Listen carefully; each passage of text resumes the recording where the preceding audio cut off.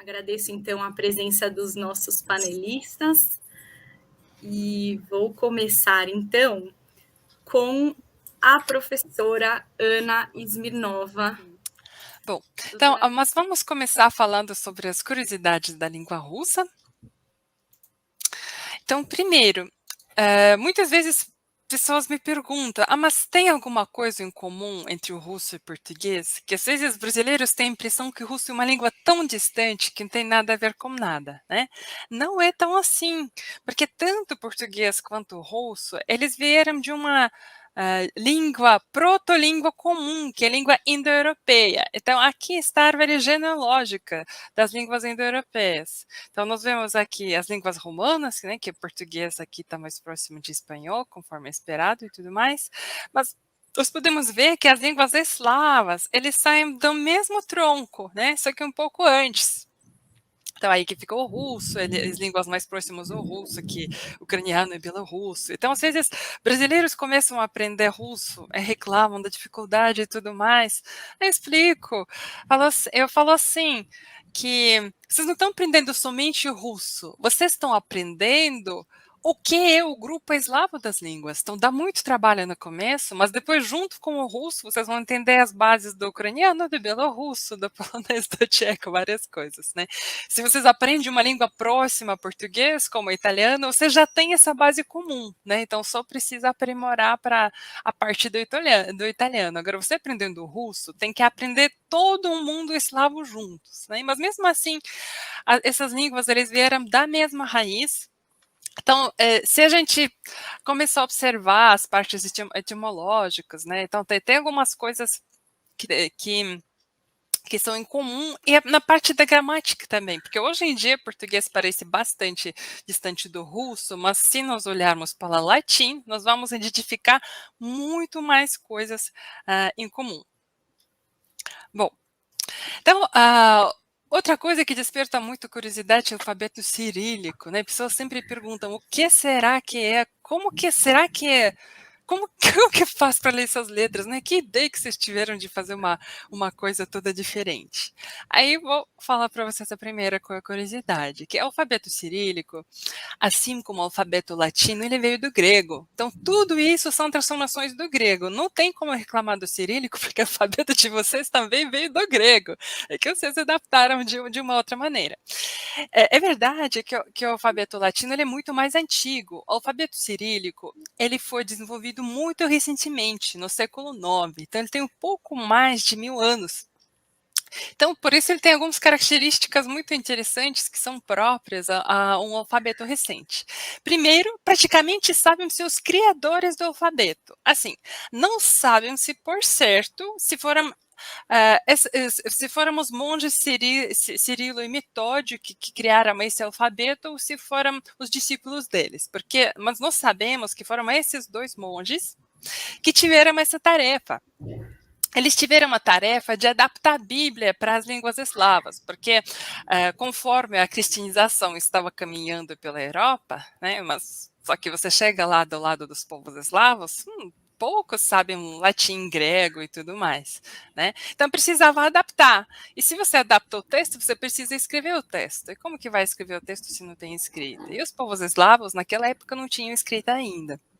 Então, os monges Cirilo e Metódio, que eram, assim, assim, tem disputas, né, entre os gregos e os búlgaros, quem que eles eram. Parece que eles eram gregos, mas eram fluentes em búlgaro, né, e moravam num território que hoje em dia é República Tcheca, então não se sabe por certo, mas se sabe que eram fluentes em línguas eslavas e que eles eram encarregados da tarefa de adaptar de inventar o alfabeto que refletisse os sons das línguas eslavas. Vocês estão vendo os meus slides? Os slides estão trocando, tudo certinho? Estão enxergando os dois monges?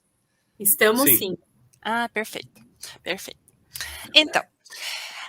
Então, primeiro eles trabalharam numa versão do alfabeto, que é o alfabeto glagolítico, que são sinais super diferentes. Gente, quem reclama do alfabeto cirílico, se vocês conhecerem o alfabeto glagolítico, vocês vão parar de reclamar, tá? Então, não se sabe se exatamente o alfabeto cirílico foi inventado por eles ou por discípulos deles, mas com certeza eles contribuíram muito para isso. E depois, com o tempo, Esse alfabeto, ele chegou na Rússia da Bulgária, no século X.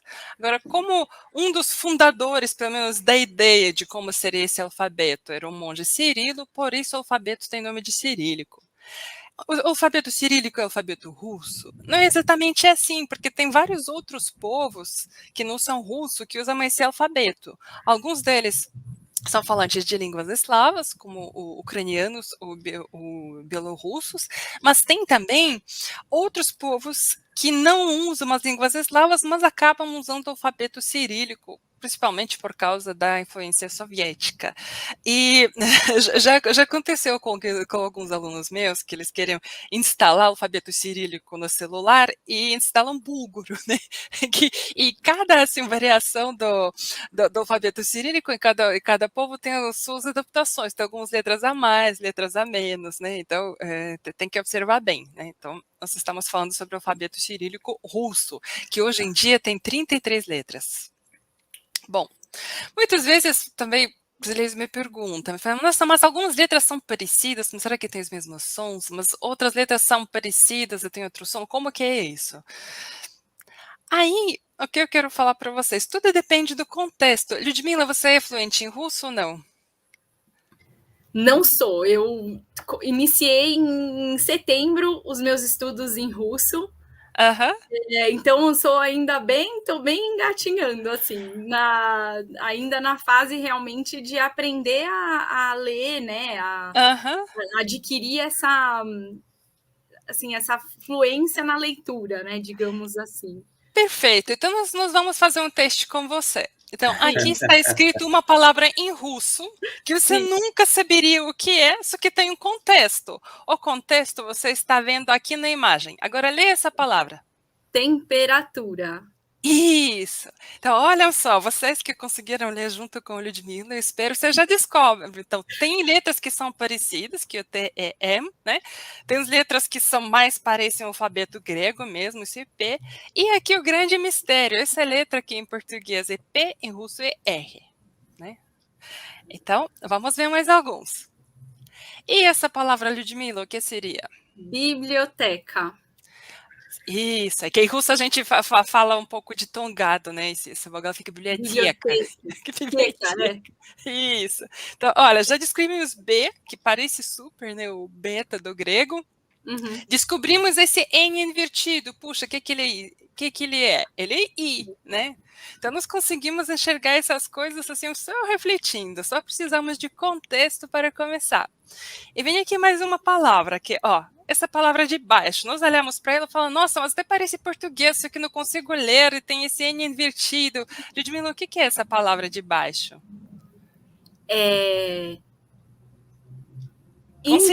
Internet. Isso! Ó, está de parabéns, né? Então já sabemos. Então, isso aqui é. Agora, vamos para uma palavra que ela desperta muito curiosidade dos brasileiros que viajam para a Rússia. Que os brasileiros eles vão para a Rússia e eles dizem, nossa, mas por que em todo lugar está escrito Pectopá? Será que é Pectopá, Ludmila? Agora que você já leu 3 palavras que tem essa primeira letrinha que você sabe que não é P, e essa última letrinha que você já sabe que não é H, o que será que é essa palavra? Restaurant. Isso, restaurant, isso. Então, vocês viram, gente, não é tão difícil. Então, quando nós pegamos palavras assim, de origem latim ou grega, então dá para a gente lidar com a maior parte das letras. É claro que tem algumas letrinhas a mais, né? Porque em português, o alfabeto latino do português tem 26 letras, o russo tem 33. Então, tem algumas coisas a mais. Então, sobre algumas letras a mais, eu vou contar para vocês. Ó, então, o russo tem fama de ter alguns sons difíceis para brasileiros pronunciarem. Então, um desses sons é uma vogal de pronúncia muito difícil. Ludmila, você conhece essa vogal? Conheço e acho dificílima de pronunciar, realmente. Então, tenta. Il. Olha, tá quase bom. Ó, vou até parar aqui o slide para te ajudar para falar isso melhor. Então, vamos lá.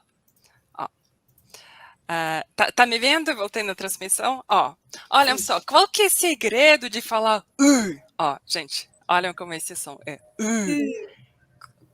O segredo é posicionar a língua no lugar correto, porque aquele I, que é mais parecido com esse I que existe em português, né? Ele I é um som que fica mais para frente. A língua fica mais para frente. Para falar nós chamamos ele assim, cientificamente de I central, porque a língua vai um pouco mais para trás. Como que eu faço para simular isso? Um jeito fácil, aprendi com os fonoaudiólogos russos a usar uma caneta. Ó, você pega uma caneta, põe na boca, faz assim. Né? Porque aí você deixa a sua boca quadrada, como ela tem que ser. Né? E a sua língua vai para trás, porque tem caneta na frente. Então, isso ajuda pra caramba. Ludmila, quer tentar? Vamos divertir os nossos espectadores. Todo mundo que está assistindo a gente, pega a caneta que a gente vai falar. Deixa eu pegar uma caneta, porque eu tô com uma caneta um pouco maior. Calma aí que eu vou pegar uma... A caneta maior já era outra coisa, né? Por favor, pega a caneta decente. Exato. Calma aí, vamos lá então, vamos ver. Ai, meu Deus. Então, vamos lá. Então, vamos colocar isso. Aí eu falo, Uau! Ótimo. Agora tira a caneta e tenta repetir, lembrando dessa sensação. Não precisa apertar os dentes, pode deixar um pouco assim. Isso. Então, quando eu pego alunos novos que estão só aprendendo pronúncia de russo, eu ensino esse exercício e falo o seguinte, ó, você é brasileiro, então escova dentes 3 vezes por dia, né, se não for 5. Toda vez que for escovar os dentes, antes de fazer o né, olha para você no espelho, põe a escova na boca e faz uma semana escovando o dente direitinho, né, fica uma maravilha, vai falar. Mas é um bom treino, eu vou soltar. fazer esse treino, com certeza. Bom, eu vou voltar para minha apresentação para contar mais algumas coisas para vocês. Ó, voltando nesse... Bom, isso já é coisa das pessoas de fonética, né? Que aí mostram onde fica a língua para frente, para trás, tudo bem. Aí quem quiser saber mais me pergunta, ou até se procurar por alfabeto fonético internacional, vocês vão descobrir várias coisas de como aqui os sons são produzidos dentro da boca. Ó. Tem mais uma pergunta para Ludmila, coitada. Ludmila, pronuncia o nome dessa sopa russa típica de beterraba, como que você diz? Olha, e sempre falam muito dessa sopa, e eu acho que eu não vou saber reproduzi-la bem, hein? Mas como que brasileiros falam? Mostra para nós. Bom, brasileiros falariam borscht, algo assim. Né? Que maluquice, né? SH, como que se faz, né, para ler isso? Mas, na verdade, isso também tem origem na pronúncia antiga desse som, porque antes, realmente, até o século IX, a pronúncia literária desse som era sh seguido por t, né? Sh, como se fosse borscht, né? Hoje em dia, isso mudou. E olhem que prático o alfabeto russo é. Em vez de essas 4 coisas que vai saber, que você que é falante de português sabe o alfabeto latino, você olha para isso, você não sabe como é para ler isso, né? Agora, olhem só, em russo tem uma letrinha só para isso, né? Então, olhem só, tem uma letra, tem um som bem parecido com x. Vou parar o streaming de novo para a gente abusar um pouco da Ludmila, né? Tem o som de sh, que tem em português, sh de chá. Então, eu tenho que me basear no sh para conseguir falar x. O que eu faço? Eu penso no sh, só que eu penso um pouco na som de i. Aí eu dou um sorriso, posso até colocar a pontinha da língua para baixo e eu falo sh com tanta força, como se quisesse cuspir de dentes fechados. Então, vou falar dentro da palavra que fica mais fácil. Borsch, borsch, borsch. A Ludmila fala borsch. Borsch. Sorri mais e põe um pontinho da língua lá nos dentes de baixo. Borsch. Borsch. Você está falando boca quadrada, tem que sorrir. Borsch. Borsch. Oh! Parabéns! Obrigada. Obrigada. Fica muito bom.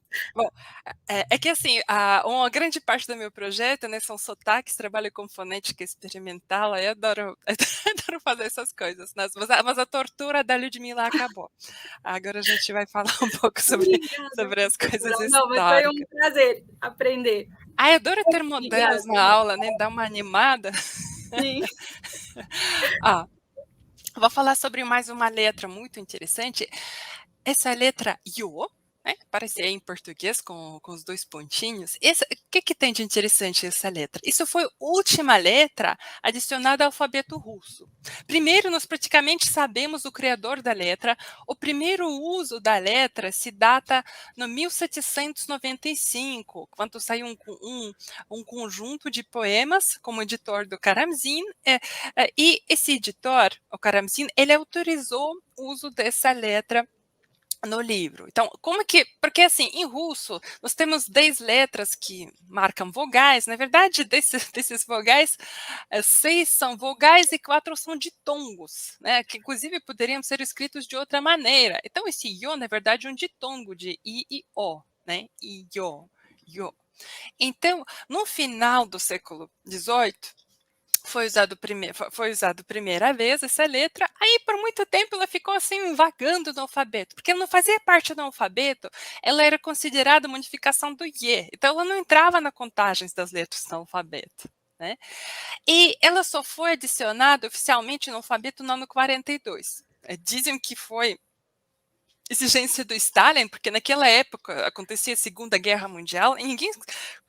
Aí você tinha que trabalhar com os mapas, só que não conseguia pronunciar direito nem os nomes de vilarejos, que vai lá saber se pronuncia esse Yo, nem nomes dos generais. Você dizem que o Stalin ficou tão puto que abrigou, nem no ano 42 saiu a lei, né, exigindo o uso obrigatório da letra Yo. Aí por um tempo usaram, depois de novo pararam. Então, pelo jeito, introduzir uma letra, mesmo sendo 200 anos atrás, não é tão fácil, porque até hoje em dia nós não usamos essa letra sempre. Então, muitas vezes você vê por escrito E, mas na verdade é Io. E como que a gente sabe? Tem que saber. E normalmente nos livros para crianças e para estrangeiros, aí tem a forma, aí introduz Io sim, depois com o tempo não mais. Mais uma coisa muito interessante do nosso alfabeto, nós temos lá 2 sinais. Esses sinais também são letras, né? Não é, por exemplo, um sinal diacrítico, né? Como que tem em português. Essa letra tem nome do sinal, mas é uma letra. E antes era uma vogal. Hoje em dia é um sinal que modifica a sonoridade do consoante que vem antes. Isso também causa bastante dificuldades para brasileiros, porque em português esse contraste ele não faz diferença, né, no sentido. Então, aqui está escrito a palavra irmão, ó, brat, brat. Quando eu falo brat, é um encosto com pontinha de língua nos dentes de cima. Brat significa irmão. E o que é aqui? Aqui o verbo pegar. Gente, qual que é a diferença, sendo que essa letra nem tem som próprio? Então, essa letra, ela faz a consoante anterior ficar brando, palatalizado. O que isso significa na prática, para a gente conseguir fazer? É o seguinte, quando eu falava brat, eu encostava com pontinha de língua nos dentes de cima. Quando eu falo brat, aí encosto com pontinha de língua nos dentes de baixo. Então, esse é brat, esse brat. Então, irmão é o verbo pegar. Então, com treino, sabendo o que acontece dentro da nossa boca, a gente consegue entender. E mesmo você que ainda não falava russo, já está começando a entender. Olha o ratinho aqui, brat или не брать, né? A gente já entende, pegar ou não pegar. Ó, tem mais um sinal, além de sinal brando, tem letra chamada sinal duro. Isso é muito interessante, porque essa letra antes também era uma vogal, com o tempo perdeu o som e acabou ganhando a função de separador, como se fosse apóstrofo. Aí, quando apareceu escrita nas línguas eslavas, pessoas não pensaram logo que precisava ter espaço. Na verdade, essa ideia de separar palavras com espaço é bastante recente, mais ou menos do século XVI para cá. Então, o que faziam para separar as palavras? Usava sinal duro. Então, no final de cada palavra, que terminava com consoante era usado sinal duro. Aí, com o tempo, começaram a usar espaço, né, para separar visualmente melhor, só que o sinal duro continuou. Então, a partir do começo do século XX, começaram a pensar em reforma ortográfica, né? Porque o sinal duro, por mais que ele não tenha som nenhum, dentro da palavra ele tem função de separador. No final de palavra não tinha mais função nenhuma, só que ele ocupava 4% do espaço em todos os livros impressos, né? Então começaram a fazer contas, falei, nossa, quanto papel a gente está gastando só para imprimir sinal duro que não faz nada. Então, desde o começo do século XX já foi falado sobre uma reforma, fazer reforma e tirar ele do alfabeto. Então, depois da Revolução, essa reforma foi finalizada, foi realizada, então ela acaba sendo associada com a Revolução Bolchevique, mas isso já foi pensado antes. Então, aqui, se a gente vê para os... é uma foto feita antes da Revolução. Então, vemos sinal duro aqui, aqui no final da palavra, aqui também no final da palavra. Quem fala russo vai perceber mais algumas coisas aqui diferente, né? Mas o nosso foco agora é o sinal duro. Até aqui no final da palavra doma, né? Tem sinal duro. E olha que interessante. Então, em 1918 foi feita uma reforma ortográfica que, junto com o sinal duro, caíram fora mais 3 letras. Então, como isso acabou sendo uma reforma feita na época da Revolução, então acabou a reforma ortográfica acabou ganhando um sentido político.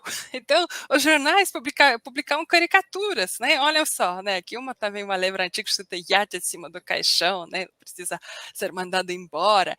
E os bolcheviques também, eles pegaram tanto raiva daquele sinal duro no final de palavras que terminam com consoantes, como símbolo da cultura antiga, que eles acabaram pegando e tirando essas letras das tipografias.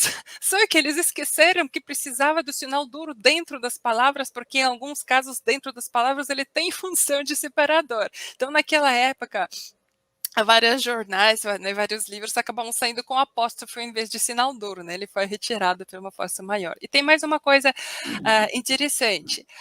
Como essa reforma ortográfica, ela foi feita, né, por forças revolucionárias novas. Então, nós sabemos que a Revolução trouxe grandes mudanças na Rússia, grandes mudanças na vida de muitas pessoas. 2 milhões de refugiados saíram da Rússia naquela época. Então, isso aqui tem brasileiro que pensa que, mas chegou a Revolução, distribuíram terra para os camponeses, todo mundo ficou feliz. Não foi assim. Aconteceu a segunda Revolução em outubro, quando vieram bolcheviques no poder, isso aconteceu em São Petersburgo. O resto do país nem estava sabendo. Se vocês pegarem jornais da Sibéria daquela época, durante mais um mês não tem nenhuma notícia da Revolução. E como que foi que a Revolução foi dando? Através de uma guerra civil. Então, a Revolução de Bolchevique ela foi seguida por uma guerra civil de 4 anos, que foi uma coisa horrível, que fez 2 milhões de russos saírem do país, irem para vários lugares. Alguns foram direto para o Brasil, bom, muito poucos, outros ficaram na Europa, outros foram para a China, ficaram em Harbin. Então, como essa reforma ortográfica acabou sendo símbolo do poder novo, então os imigrantes que foram para o exterior, eles acabaram mantendo o alfabeto antigo. Então, até os anos 50, a maior parte dos jornais antigos ainda usavam o alfabeto antigo. E eu acho que na Argentina eles continuaram até por mais tempo fazendo isso. Depois, com o tempo, as pessoas foram desistindo, né? Porque a próxima geração já não falava tanto russo, e se for comprar livros novos, as editoras novas, vem tudo principalmente, né, da União Soviética, hoje em dia na Rússia, fica difícil de manter. Mas até por um bom tempo continuou. Se a gente vê aqui, é uma edição ilustrada de um jornal de imigrantes que saía na França, né? Le Russie Illustré. Então, esse número do 27, só que veja aqui, olha aqui, e latino. Ele existia no alfabeto russo até antes da reforma, né? Ruskie в эмиграции. Veja o i latino no russo, veja, sinal duro depois da preposição, né? Então, tudo isso é característica da literatura impressa na imigração. Ludmila, como que tá? Eu tô passando do tempo, a gente tá apressado, eu posso falar mais um pouquinho? Pode falar mais um pouquinho. E depois, na sequência, eu começo com o Padre Pedro. Se tudo bem para o Padre Pedro, se ele tiver também esse tempinho, acho que a gente consegue mais uns 10 minutos. Claro que sim. E depois o padre inicia, né, a apresentação, e se ambos, né, se também a professora puder ficar até o final para a gente ter, se tiver algumas perguntas, a gente responde e encerra também. Ah, Com tá bom, certeza. Tá bom? tá bom. Obrigada. Perfeito. Então, só algumas curiosidades a mais. Então, uma coisa que eu sempre pergunto é como que faz para digitar em cirílico no computador, né? É claro que tem sites com teclado virtual, que você pode entrar e digitar no teclado virtual, mas você também pode digitar em cirílico no seu próprio computador. Na verdade, é, eu trabalho sempre com Windows, né? O Windows, ele já vem com todos os alfabetos embutidos. E se você ir lá e ativar o teclado? Então, normalmente, a troca é feita por Alt Shift.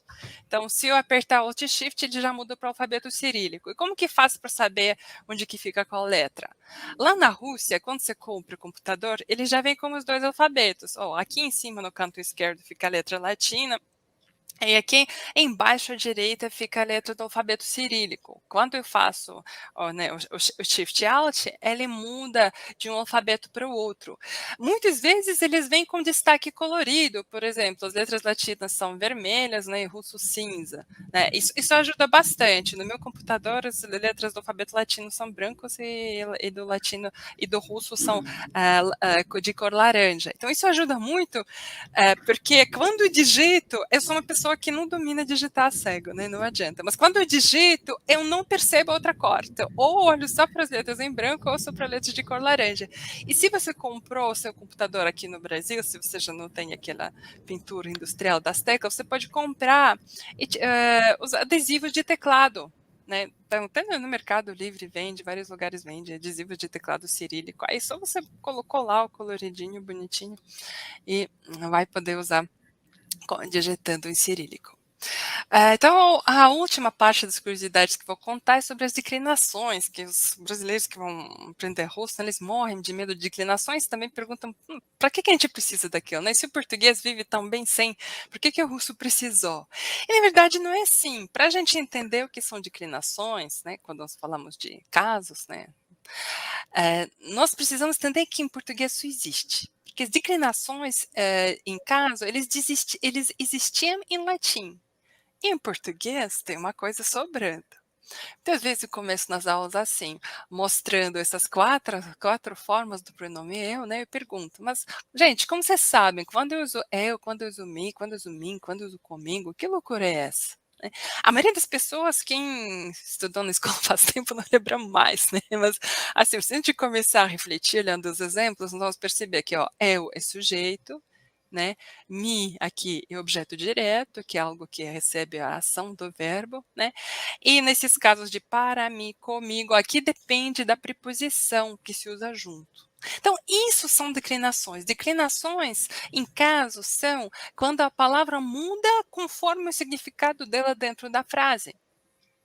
É que, em latim, além de ter declinações de pronomes, tinha declinações de substantivos que não eram tão bruscos, porque olha, eu e mim, nossa, só tem uma letra em comum, difícil de reconhecer. Agora, os substantivos declinados, eles mudam muito menos, normalmente é só a última letrinha que vai mudando. Então, se vocês conseguem trocar um pronome por outro, né, na hora de usar, então também conseguiriam trocar terminações de substantivos, são coisas de costume. Se olhar para o latim aqui, em latim existe 6 casos, em russo também são 6. Se começar a observar, olha, tem uma letrinha aqui no final mudando. E tem algumas coisas que a gente usa em português declinado em latim sem perceber. Todo mundo sabe que currículo se chama CV, né? Por que currículo se chama CV, gente? Se vocês olharem para o latim, né, vocês vão descobrir que curriculum vitae. O que significa curriculum vitae em português? É trajetória de vida. E, se nós olharmos aqui, olha só, o nominativo da palavra vida no latim é vita. Por que então ficou vitae? Porque no latim, como existia declinações, então essa relação para dizer trajetória do quê? Em vez de inserir uma preposição no meio, trocava-se terminação no final. Então, essa dificuldade de trocar terminação no final, em vez de inserir preposição no meio, é puramente psicológico, né? Mas quando a gente acostuma, tudo vai melhor. Ó, algumas vantagens das declinações. Depois de contar isso, você vai falar: "Nossa, como será que a gente vivia em português sem", né. Eu tenho um aluno que conforme a gente foi aprendendo declinações, ele fala assim, eu falo: "Nossa, mas eu sinto falta de declinações em português, né, a gente consegue tão mais liberdade". O que é essa liberdade? Liberdade na ordem das palavras. Por exemplo, aqui em português, se digo: "Ivan ama Maria", né, a frase tem um sentido. Se eu digo: "Maria ama Ivan", tem outro sentido. Ó, se usar pronome, com pronomes é mais fácil, tem ela e tem me. Eu sei quem é sujeito e quem é objeto direto. Em português a gente não faz isso, né? Mas eu poderia ter, se a língua permitisse isso, né? Eu poderia trocar a ordem das palavras e o sentido não ia mudar. É o que eu posso fazer em russo. Por exemplo, os nomes mais comuns russos folclóricos, né? É Ivan. Aliás, é muito engraçado, mas os brasileiros usam o diminutivo do Ivan, que é Vânia, como nome de mulher, né? Mas, na verdade, em russo, originalmente, Vânia, né, é diminutivo de Ivan, né, nome de homem. E Maria como nome feminino. Então, olha só, se fazer frase para dizer que Ivan ama Maria, né, Ivan любит. Maria é objeto direto. Então, o que vai acontecer? Ya que tem no final vai virar you. Ivan любит Марию. E agora? Agora, se eu quiser, eu posso pegar e mudar a ordem. Posso fazer Mario, Любит, Ivan. Mesmo trocando a ordem, vou saber que é Ivan que é o sujeito dessa frase. Por quê? Porque Mario está como esse you no final, está declinado no acusativo. Então, para um russo isso é tão claro como para um brasileiro seria claro se fosse me aqui, né? No sentido de entender que é essa pessoa que recebe a ação. Então, as declinações dão uma flexibilidade na ordem de palavras muito maior e por isso que a poesia russa é tão famosa e também tão difícil de traduzir para português. Então, gente, é isso que eu gostaria de contar. Então, спасибо за внимание, obrigada pela atenção. E a última curiosidade é que hoje em dia o russo não é mais aquela língua aprendida por esquisitos, porque de 2018 para cá nós aplicamos aqui no Brasil teste de proficiência em russo. Então, eu sou uma aplicadora do teste autorizada pela Universidade de São Petersburgo, eu sou única em São Paulo, mas tem outras professoras, tem em Brasília, tem no Rio de Janeiro, tem em Salvador, a gente organiza tudo junto. Então, a última sessão aconteceu agora em outubro de 2021, com dezenas de alunos participando, se inscrevendo pelas 12 escolas. Então, se você está aprendendo russo, quer saber o seu nível de russo, sabe, você não está sozinho, existe teste de proficiência, você pode ter o certificado emitido pela Universidade de São Petersburgo. Então tem tudo isso. Então, muito obrigada pela atenção. Muito obrigada, спасибо.